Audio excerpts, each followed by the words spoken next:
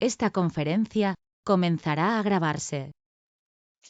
So welcome everybody to this special session, today's session of the European Alliance Against Coronavirus. As you know, we will record this session and later we will share it in our channels, both in the channels of the European Cluster Alliance on the ECCP, European Cluster Collaboration Platform. It's important for you to know that, and if you keep with us, you are accepting that. So today we are speaking about women as a key competitiveness factor in innovation clusters and ecosystems. And I'm really happy to have with us an excellent representation. I need to say especially thank you to Lucia Seal, that has been the organizer really of this session, and she will be the moderator also. So I will just leave you with her and all the speakers, wonderful speakers that we will have with us today. Lucia. Thank you very much, Antonio. Thank you very much, Antonio, and as well, thank you very much for the European Cluster Alliance to enable to have this European Alliance Against Coronavirus morning session dedicated to such an important topic. I think it is a signal on how the cluster community addresses the role of women as a key competitiveness factor in the clusters or through the clusters. The topic itself is not, let's say, popping up out of nowhere. Early as 2012 at the European Cluster Conference in Vienna, more than 40 women decided to create an informal network to exchange on how this theme can be brought forward. And as well as over the years, there were discussions during the TCI events and conferences dedicated to this topic. But today we are starting, I see it as a start in having this dialogue among the cluster community with, of course, obviously, extremely necessary both women and men on how clusters can contribute to more gender diversity in their industrial ecosystems. And I say it as a start because we are not having today with us four very broad and diverse examples from the clusters, but we are also having input already, let's say, brought to us forward from the community, and therefore there will be a session on the 20th of April where 5 more speakers are committed and interested to share their experiences. So put as well on your agenda the 20th of April for the EAAC morning session as well. And now, without further much ado, I would like to start introducing our great panelists of today. And we will have with us Elise Duret, Project and Training Manager from France Cluster, who will speak with us about the role of women and the how can feminization be fostered in industrial sectors in the French clusters example. We're having with us Joël Durieux, President of Lead Tech Club, former cluster manager of Pôle de Compétitivité Finance Innovation France, about the role of women in the finance sector from a cluster perspective. We're having with us Henriette Dupker, Business Relationship Manager from the Marlock cluster in Denmark, maritime and logistics sector. And here we are having an interesting introduction on a recipe on how to attract more women at sea. And last but not least, Raquel Ortega Martinez, project manager of the Amuebla cluster in Spain, will speak about the role of European clusters in women empowerment and leadership. So it's time now to dive in directly into the presentations. Elise, you will be the first speaker. If Antonio, you could give Elise the moderation, right, so that she can share her screen. Yes. You have them. Okay. Okay. We are having 4 contributions. Each should have 10 minutes, so that we are also having dedicated time for discussions with the audience. Okay. Elise, the floor is yours. I think you can now see my screen. Is it okay? Yes. Okay, perfect. So, hello everyone. I'm very happy to be here with you today, and thanks again, Lucia and Antonio, for organizing that very important time to speak about such a topic. So I'm going to get started. A quick presentation. So my name is Elise Duret, and I work at France Cluster, which is the French cluster network. And today I would like to discuss about how we tried to actually foster gender equity in the French industries, thanks to a very inspiring book of 16 interviews of female manager and president of French cluster that we have made and that we have released last September. So this is actually the image of the book that you can see on the left side of my screen. And it's in French, but the idea today is, of course, to discuss about the results and the findings that we have found. So it's actually not only my voice, but the voice of 16 remarkable women that have explained to us actually their vision and their action to foster gender equity. So you can also actually see the pictures of them in the book. And then actually we will have also Joëlle today with us. She participated to that book, and she will have the chance to share her experience with you as well. So before we get to the findings, just a quick question. So why doing this job? So actually we started from, let's say, a paradox. We know that the share of women in industrial sector is rather low. And at the same time, we know that there are recruitment problem as well in cluster companies, and a very huge lack of qualified skills as well. And on the opposite side, we observed in France Cluster that within our network of 200 clusters, there were a lot of women leading those clusters with like project management profile, with technical profile, so pretty much very high skill profile. And so we decided to interview the 16 female leaders from 15 different structures and 10 different sectors, from construction to automotive sector to chemistry to finance.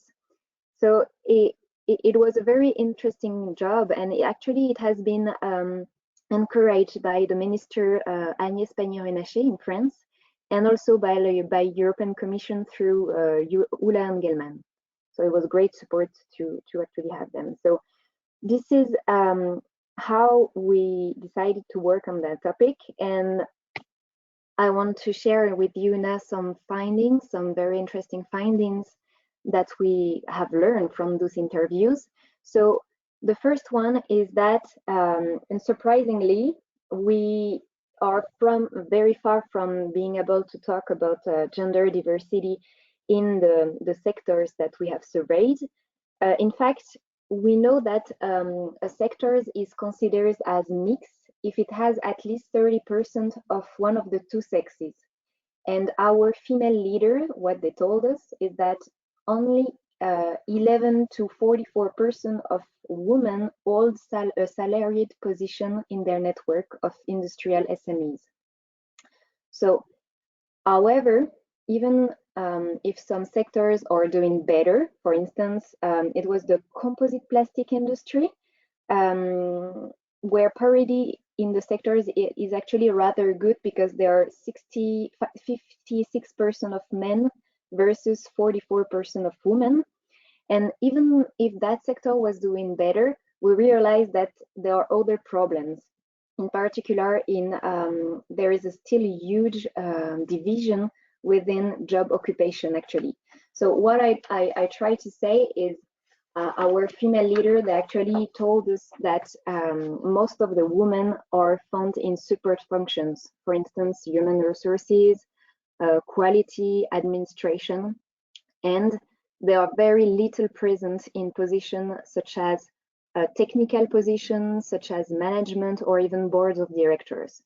So it was the cluster Eurobiomed, the French cluster Eurobiomed in health and biotechnology sectors. That she told us that about only 10% of CEOs are women in her network. So this is not a good number. Third point, we also noticed that the question of wages has been raised by our female leaders. And for instance, it was the chemistry cluster called Novachim in France. She told us that there is a huge gap of about 15% between the wages of women and men in her sectors. And fourth point, in terms of training, all of our female leaders, they agreed on the fact that the share of girls, female students, is rather low in the education system, both in higher education, but also in technical training courses. And in addition, they all agreed to say that the trend was not really going well, was not really positive. So there are actually many things that should be done, not only in every basics by, every people with all the information and so on that we have, but also at the scale of the cluster. So this is my next slide. What can cluster do about it? And actually, what we saw is that cluster, they are taking actions at their level. And the first one is to actually foster the presence of young women in scientific and technical training, and therefore kind of rebalance the gender parity in education. This is a very important point. So first of all, they act in the higher education side, and our female leaders, for instance, they participate to the creation of the technical training specific to their sectors. And also they are very active in secondary schools and in college, where they talk about their job.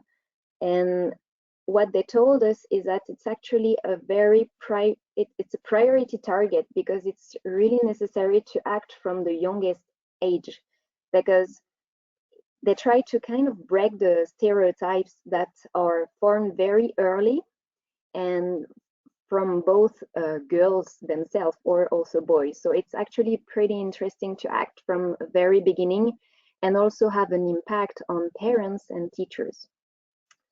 The second point is, of course, to promote the image of the industry, to change people's visions and attract very skilled profiles. So we know that some sectors have very poor image in people's mind, for instance, automotive, mechanical industries, and so on. And our female leaders, they try to promote those sectors by highlighting the innovative sides of this. For instance, talking about connected cars, talking about artificial intelligence. So this is really something they want to highlight to attract profile. And actually what we do through that book is also to show happy profiles, show happy careers, to encourage other women to go to those industries. And last point on promoting the image of the industries is, of course, cluster are working on employment brands, employment platforms, and so on. The last points to develop is, of course, to develop female entrepreneurship. So also a very contradictory thing is like our female leaders in the cluster, they actually work a lot with startups, for instance, and they really regret the low number of women leading them. That's something they really see on a daily basis. So this is something that should be fostered. And for instance, what our female leader, they do is that they're creating entrepreneurship programs for women only, specifically. They are also involved in women networks to help young women to become entrepreneur, especially in engineering schools. And a last point that I didn't write on my slide is that our female leaders, they are really up for changing corporate culture. what I mean through this is that we can observe that there are things changing in big corporation, for instance, and they actually build their recruitment plan with a gender equity perception. But our female leaders, they told us that in many SMEs, they are still under a patriarchal model. So this is something that cluster needs to do. First of all, showing the example, and second of all, also discuss about this with its member. So that was it for that slide. So many interesting things that are been doing right now by the cluster. So how can we do better? And this is my conclusion slide. Because we want to do better, we want to go further. So we have completed that first stage through that book of 16 interview of observation, awareness, benchmarking, and it was very interesting initiative. So we want to kind of go further. First of all, by trying to translate this book into English, so it can be spread out in Europe through European cluster, for instance. But we also want to support a concrete action plan from clusters to foster gender equity.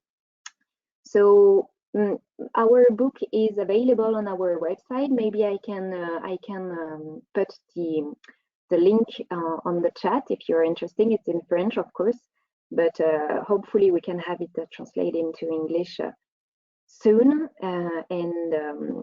And if you have any question, I'll be happy to answer them after the presentation, of course. Thank you very much, Elise. I'm sure particularly the conclusions give room for discussions with the audience afterwards.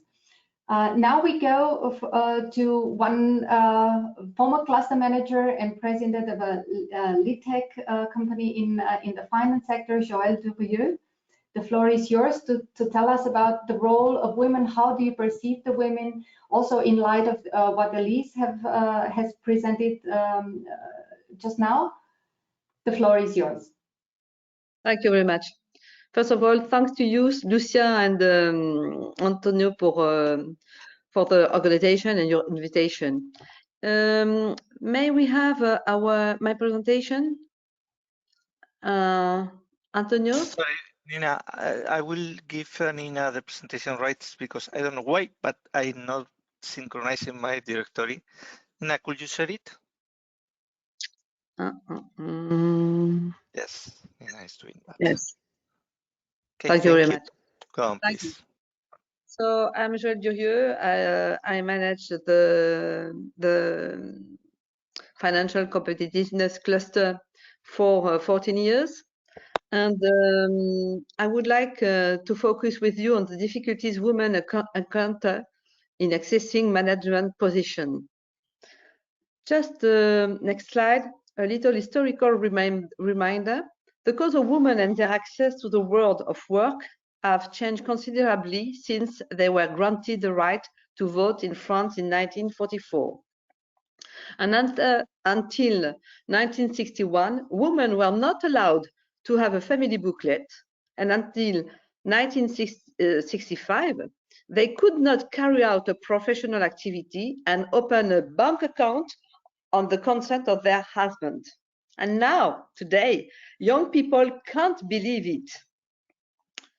According to the World Economic Forum, only 36 of senior managerial positions are held by women worldwide. And within the SBF 120, there are still only 22% women on the executive committees. That is very low. Next slide. Let us see now women in the financial sector today. A little progress. To address this issue, I will refer to my personal professional journey. So I'll be more interested in women engineers and their careers in the financial sector. I will start with the most attractive of today in the financial sector, namely fintechs, with the cloud, big data, robot, new technologies such as artificial intelligence, quantum machines, blockchain. But the architects of these major innovations are often engineers and mathematical talents, excluding women. Things are starting to move. Engineering schools have just passed the 1/3 mark of women in their ranks, and the main recruitment pool of engineering schools, the pre-scientific classes, has only 26 girls. Fortunately, the foundation Femmes at Numérique has started to move the lines since 2018. But however, the long participation of women in scientific courses remains a persistent flaw in the French education system. Mathematics education is generally favored and has lead the great successes, and has led to great successes. For example, world-leading fundamental mathematics research, world-leading traditional expertise in applied mathematics that underpins our historical industrial successes. Today's mathematics is the key to computer science and data science, so young women should be encouraged to pursue their skills in these fields. This is not unique to France. In Silicon Valley, for example, a pragmatic solution has found with the opening of courses reserved for women, who now prosper and lead to real success stories. In France, some specialized courses, such as actuarial training, have attracted many young women, and the percentage in promotion has increased from 7% from 1975 to 35% today. And of course, they perform remarkably well. Next slide. Let us see the field of fintech. Fintech women make up only 33% of the team of French startups in finance. Only 12 of them hold a management position, and even less to be the founders, 9%. A positive point. We asked in the competitiveness cluster each man to promote a woman from their company as soon as possible through fundraising pitches, roundtables, keynotes, to bring them to the visibility through the financial ecosystem. And this simple and pragmatic method has worked well. And we have also found that men are willing to accept this approach and are rather proud of it. Let us see next slide with women and fundraisers. According to the sister BCG barometers, between 2008 and 2019, 85% of startups were founded by 100 male team. And on the financing side, again, female startups are 20% less likely to be financed by investors male.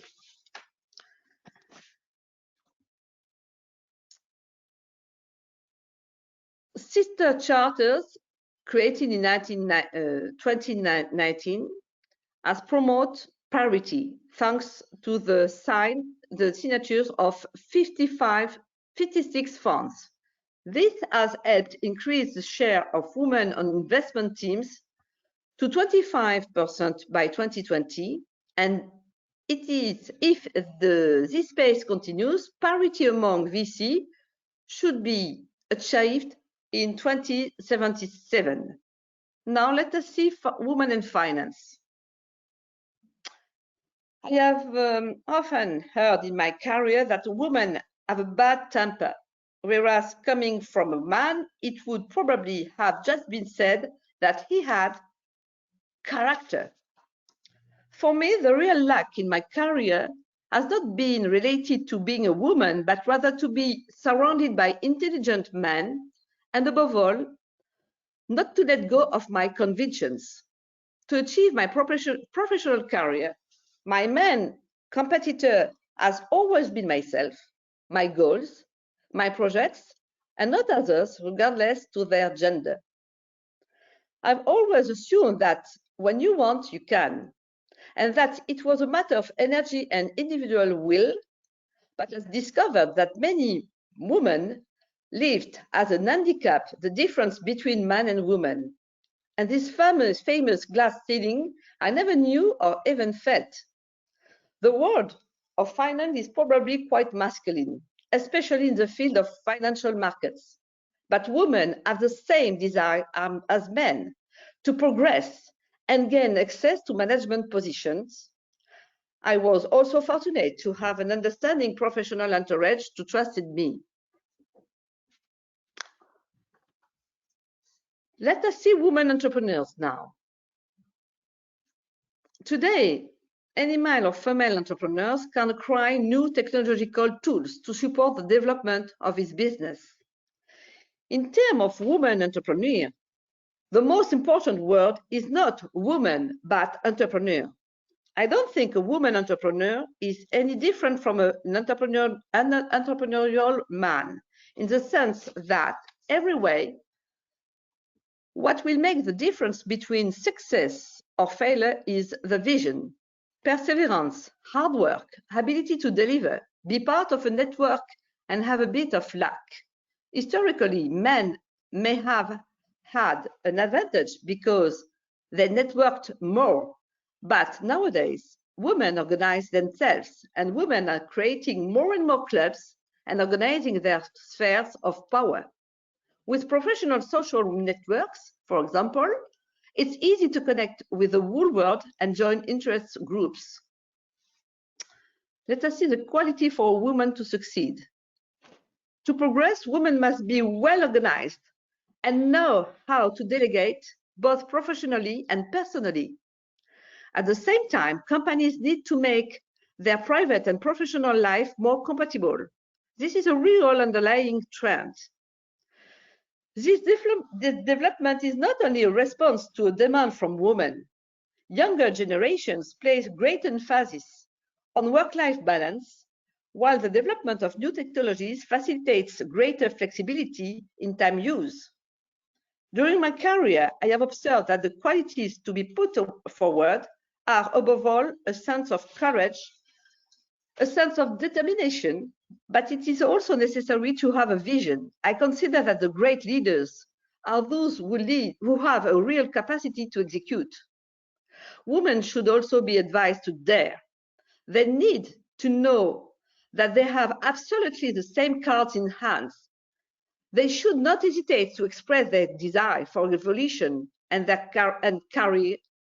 For those who are already in management positions, they must accompany and advise young women to dare. Let us see QUOTAS now. At the beginning of my career, very often the young women of today, I was resolutely against the rule of quota, but I changed my mind. As time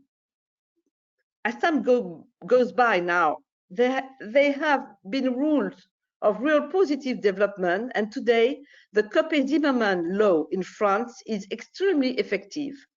It allows women to position themselves at the highest level of business administration. Only 3 women hold a management position out of the 120 largest French companies. Secondly, the subject of gender balance in business is also, in my view, more than one issue of cooptation.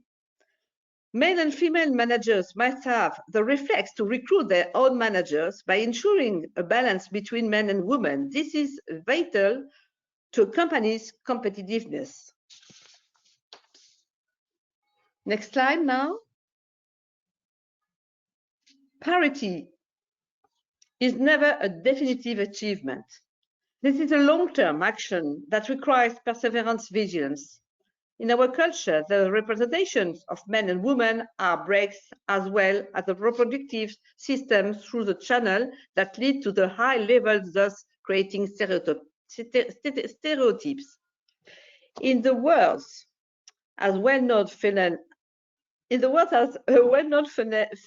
entrepreneurs that I know, women mostly need encouragement to get started because, after all, they are men like any other.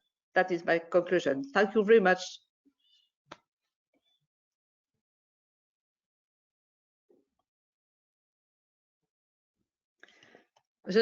I don't. You're muted. Lucia.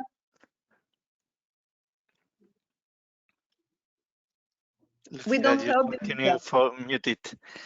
Thank you, Joel. Thank you very much. Thank you, Antonio. Has been Thank you very much. wonderful speech. You're muted, Lucia. I don't know why. Technology is against you. Yeah, we don't help you. Okay. Yes, we will continue. Thank you, Joel. I think that I will take the, or Nina, you can continue moderating. Why not? Please, Nina. Okay, thank you, everyone. Then we go to the next speaker for today, who will be Henriette, if I'm correct. That's right.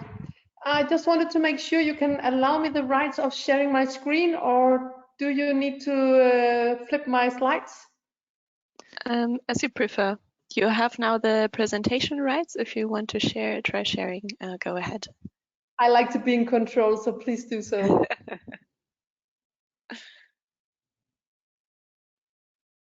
So while Nina, she's giving me the administration. You have it.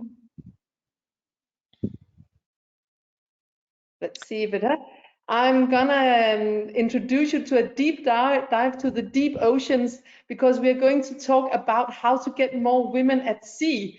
And I'm sure that there is no doubt that there is that is a male-dominated world.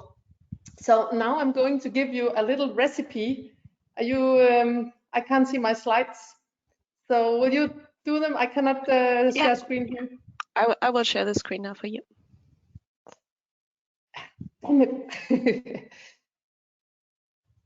So we're going to talk about why and how women are key factors in the cluster ecosystems. And as the earlier speakers, they have been saying, women are definitely making sure that there are being done better decisions, that the culture and the welfare is better. Now we're talking about the life at sea. And also a lot of people are considering that women and on board is giving a better bottom line. So now I would love to give you the recipe on how you, of a very, very low budget, actually a couple of cups of coffee, and in a very short time can attract more women with the low-hanging fruits to your business. So in this case, to the maritime sector, but I'm sure that this can also be applied to some of the other sectors. Now, this is not my presentation. There is an old recipe on the front page. Do you have it, Nina? And sorry to you out there that it's not. No worries. Antonio, can you give me back the presentation rights? Of course, you have it. Thanks. So I will, yes, and then in presentation mode, it's because I love my front page so much, because sometimes it's not to do something difficult or complicated, it's just to go ahead and do a simple recipe. The simple recipes are sometimes even the best ones. Good. Will you please flip the slide, Nina? Because yeah, here am I. I'm today's chef of this recipe, and this is my kitchen home, or where I do cook where I try to do a difference in the Danish maritime cluster for logistic and the maritime.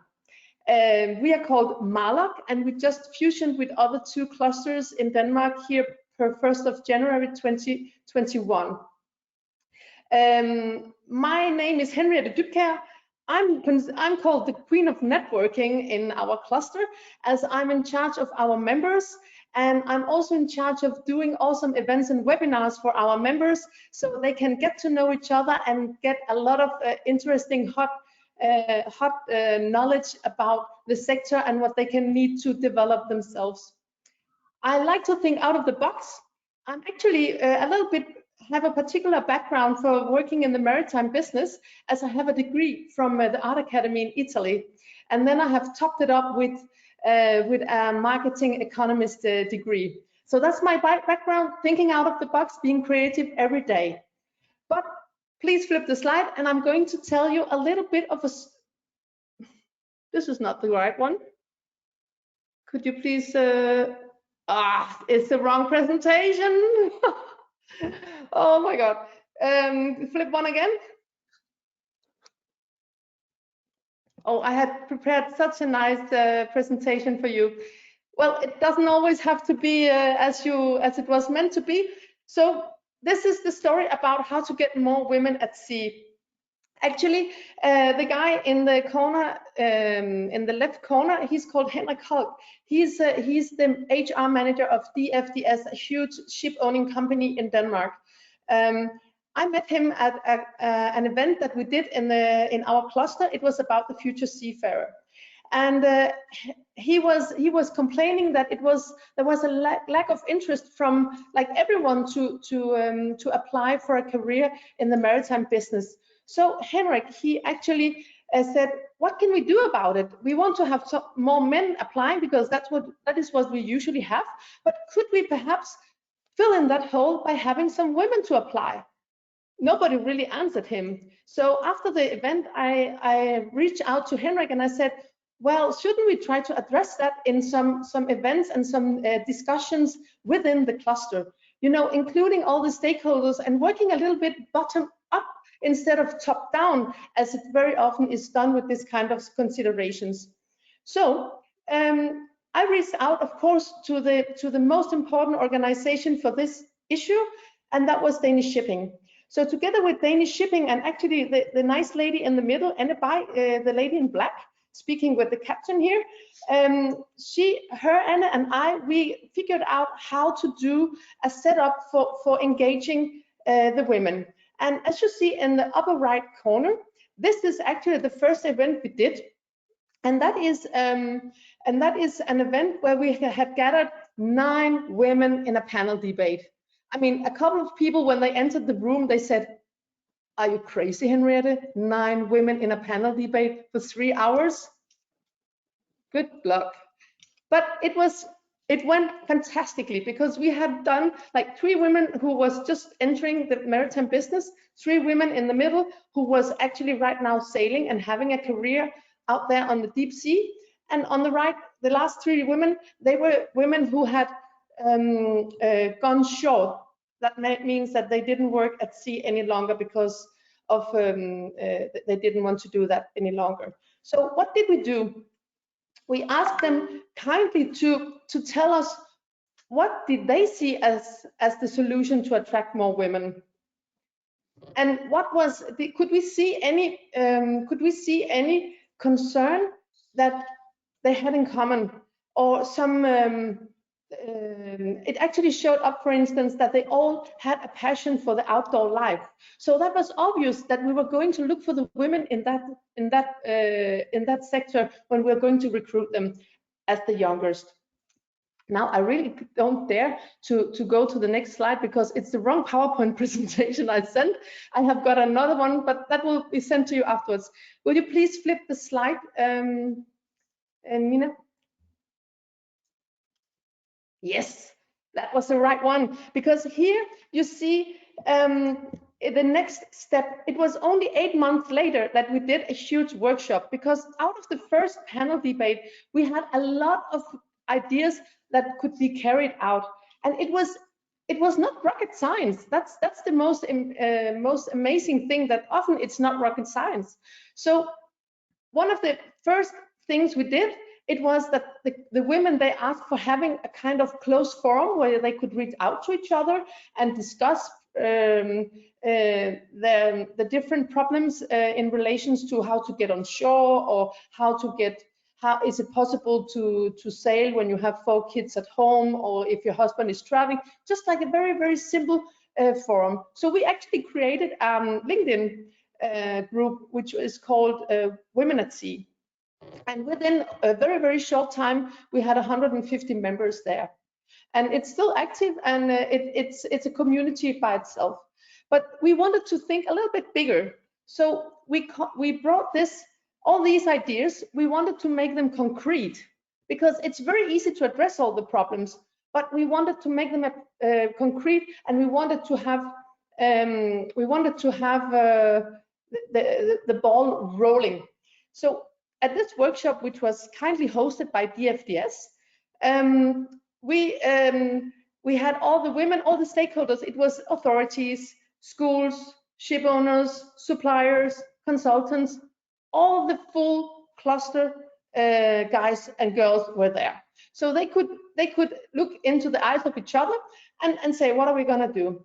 So this is actually what the timeline is and the results. So you see, in March, May 18 and January 19, that was the 2 events that we did like at a 0 cost, because we invited the cluster to like host it, so they only had to offer us a cup of coffee, and then we spent some hours doing that. So it was not a long project application and all that stuff, so the thing takes a long time to get the results. So here you see some of the results that has come out of it. Actually, after the kickoff workshop, there came so many ideas, concrete ideas out of it, that us as a small cluster with only like 13 people, we couldn't carry it out. So after that, we gave the baby to Danish Shipping, and all the results you see from September 19, they have been carried out by Danish Shipping. And they are, of course, they have the muscles to do that, both economically and politically, because now it's also a question of economy and politics. So I want to highlight 2 of them for you. In January and March 2020, Danish Shipping, they formulated a charter that they wanted to have, they wanted to assure that the Danish ship owners, they first of all try to attract more women and engage more women, and also that they made a better had a better level of diversity. That, and not less than 24 ship owners after only 2 months had signed that charter. As you can see, it's 75% of the employees in these companies. And another one I want to highlight for you is that last summer, in June 2020, due to all the discussions that had been in the papers and in the sector, that has been bringing a lot of attention to that it was actually a possibility for women and girls to have a career in the maritime. So we were so happy to see that all Danish maritime schools, they had records and applications from women. Wow, that's kind of a big step. And now soon it's summer again, and we are really thrilled to see if we can do a record once again. Because what is going on is that World Careers, they are, for instance, doing a Girl Power campaign where they are going out to schools and they are promoting this. Would you please flip to the next slide, Nina? And could you please also try to wrap up? We are a bit running out of time within shortly, Henriette. Thank you. Yes. So this is the expression that they have given to this campaign. It was just shortly to show you that this is how they are reaching out to the schools for attracting girls. Yeah. So will you please flip to the next slide? So the learnings are here that you might not want to wait to do an application for a project within the EU or within some local authorities. You might just want to do it, just do it. And please go and involve bottom up, because they have the solutions. It's the very low-hanging fruits, and better have a few low-hanging fruits than nothing, isn't it? So this is just my short recommendations to you there. And then I just wanted to show you, this is the next slide, because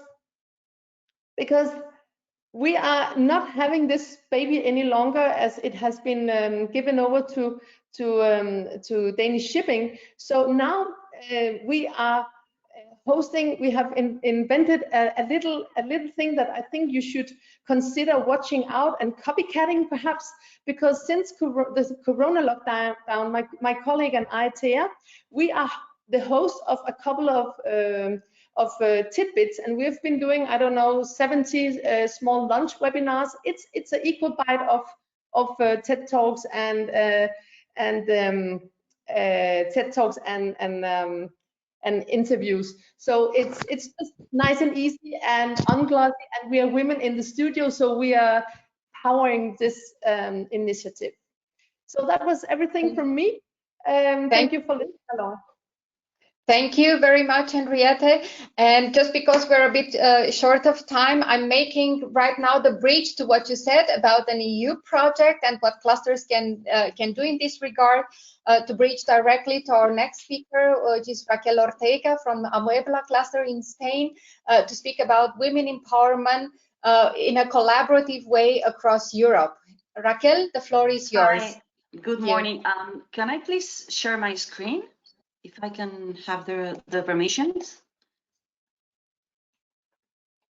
Nina, Antonio, can you give Raquel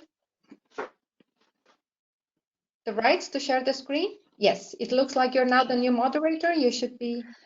Okay, just 1 second. Okay, so there you go. There you go. You can see my screen, right? Yes. Okay, so good morning, everyone. First of all, I would like to thank Lucia and Antonio for inviting me to participate in this event about a topic that is very near and dear to my heart, which is women empowerment and the role of women in innovation ecosystems. Today, I'm here to present, as Lucia said, the Women Making Waves project, which is a project funded by the European Commission through the Erasmus Plus program. But first, let me introduce a little bit about myself. My name is Raquel Ortega. I'm a project manager at the Amuebla cluster. Amuebla is the furniture and habitat cluster of the region of Murcia, and we are located in the southeast of Spain in the town of Yecla. Founded in 2009, Amuebla was created to improve the innovation capacities of our SMEs and to address the furniture sector needs. And we have participated in many projects in the last 80 years. And as you can see, one of our projects are related to e-commerce, environmental sustainability, product innovation, circular economy, green innovation, and public procurement. But also one of the topics is women empowerment and leadership. So that's why we are participating in the Women Making Waves project as one of the partners, as you can see in the slide. So this project started in October 2019, and it's comprised by 5 partners from Iceland, Greece, the UK, and Spain.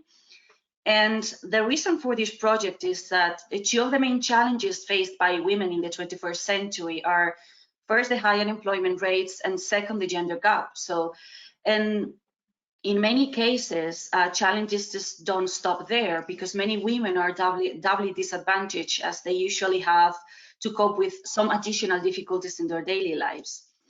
So just to mention some numbers, some figures, the number of women in business leadership is very low. In April 2019, women accounted for just 27.8% of board members of the largest EU companies. And that number is even low among top executives, with only 5.1% of women as CEOs. So one of the goals of the Women Making Waves project is to make women more aware of the underrepresentation of women in leadership roles, and to encourage them to break this pattern and make waves. And also, this project wants to empower double disadvantaged women to increase their confidence, their self-awareness, their business opportunities, leadership skills, and also increasing and supporting female representation. But what are double disadvantaged women? There are women that are, for example, NEET, who are not working and not studying, they are unemployed, women with disabilities, women returning to the labor market after a period of professional inactivity for any reason, women over 50, young women that are starting their professional careers, etc. So this project started with an initial study where we wanted to showcase what was the situation of women around Europe. We performed interviews and focus groups with 66 European women from different countries. And what we found out is that all the women participating in that initial study, they all show a very strong spirit to grow and better themselves. whether it's through entrepreneurship or creating their own businesses or continuing education or just seeking new professional opportunities.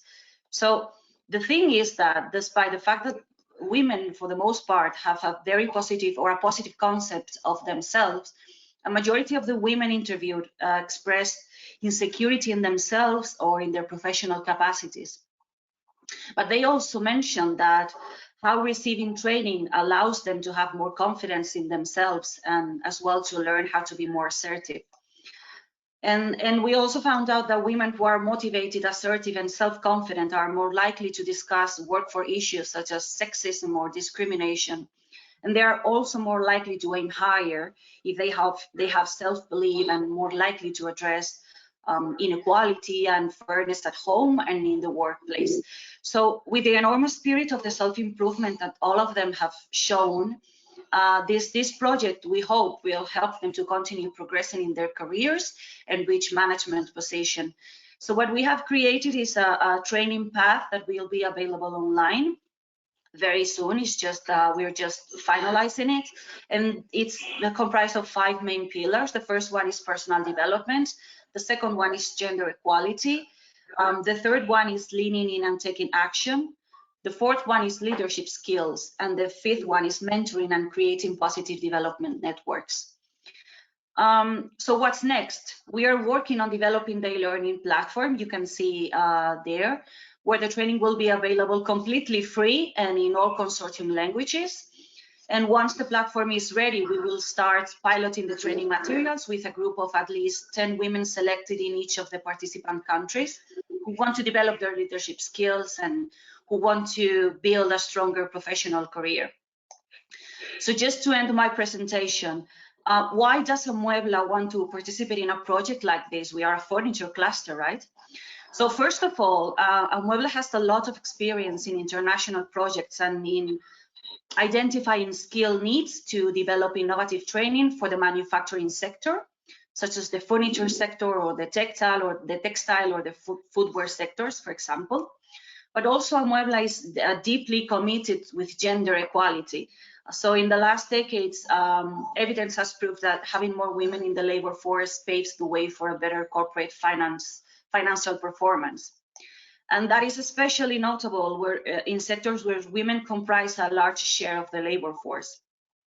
So that's why Amuebla, as a furniture cluster, wants to be able to lead and support any kind of initiative that promotes the growth of the furniture industry, but also the defense of equal opportunities without gender discrimination. So for example, in our sector, the furniture sector in Spain, according to some figures from 2020, the sector is comprised by 78% men and 22% women. In upcoming sessions, you will be able to learn a little bit more about the Women in Power project, which was the first European project related to gender equality and female professional empowerment, in which Amuebla was involved.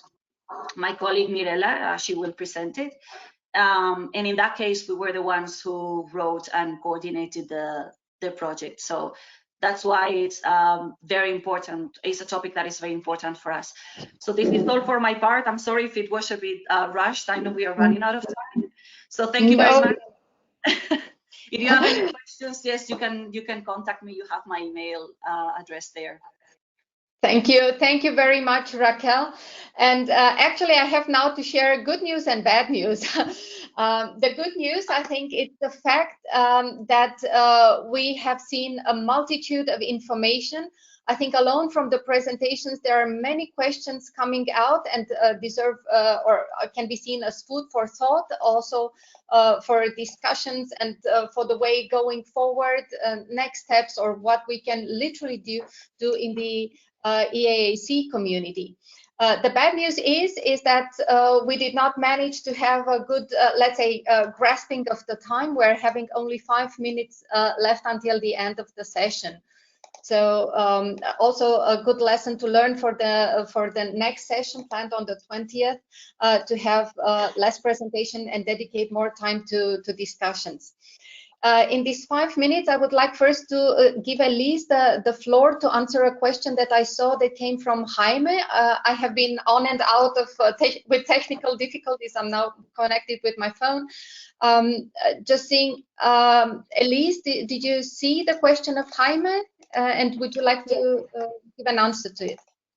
Yes, that's an excellent question, and I'll try to answer it properly. So, about collective intelligence, I know our female manager and president of cluster, they were actually all happy to read our book and to see what other female leaders would do as actions.